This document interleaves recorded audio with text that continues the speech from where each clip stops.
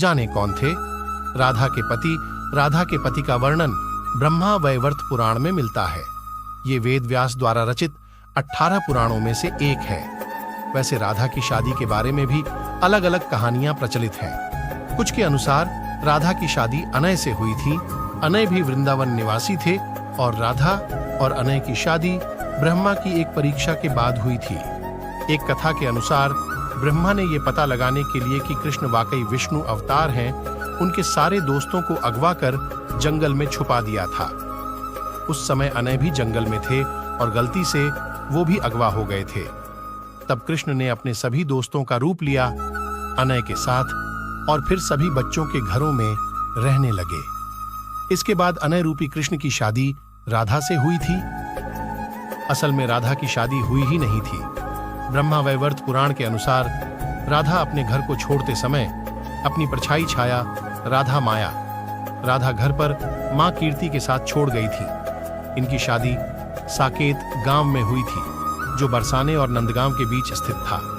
कहा जाता है कि राधा ने अपना शादीशुदा जीवन अच्छे से व्यतीत किया, भले ही मन से वो कृष्ण से जुड़ी रही। श्री कृष्ण ने बांसुरी तोड़कर कोसों दूर फेंकी।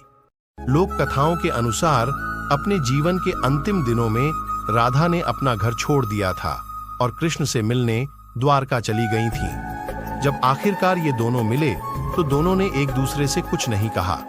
दोनों एक दूसरे के मन की बात जानते थे, लेकिन राधा को लगा कि कृष्ण से करीब रहना उस तरह का सुख नहीं दे रहा है जिस तरह उन्हें तब लगता था जब वो मन से कृष्ण से जोड़ी हुई थीं।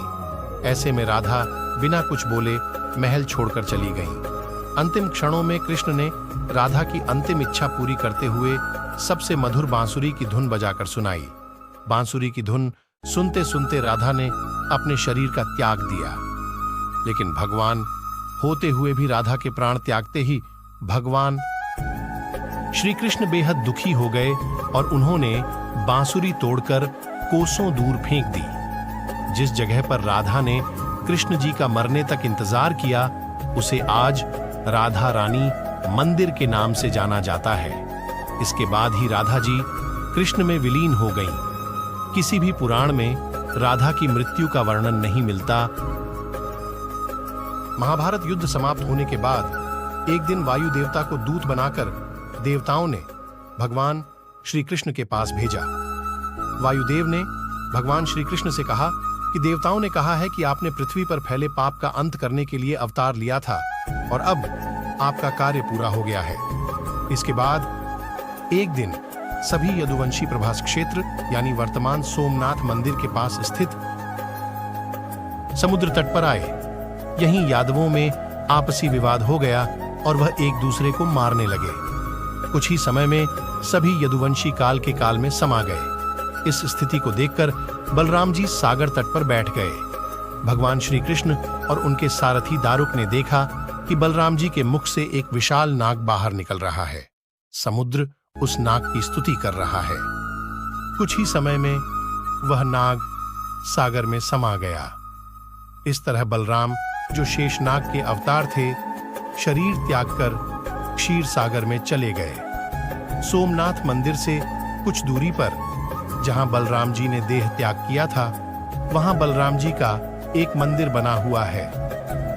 बलराम जी की देह त्याग के बाद भगवान श्री कृष्ण ने अपने सारथी से कहा कि अब मेरे भी जाने का समय हो गया है, इसलिए मैं योग में लीन होने जा रहा हूं। द्वारिका में जो लोग बच गए हैं उन सभी को कह दो कि अर्जुन के आने के बाद वह द्वारिका को छोड़कर उनके साथ चले जाएं।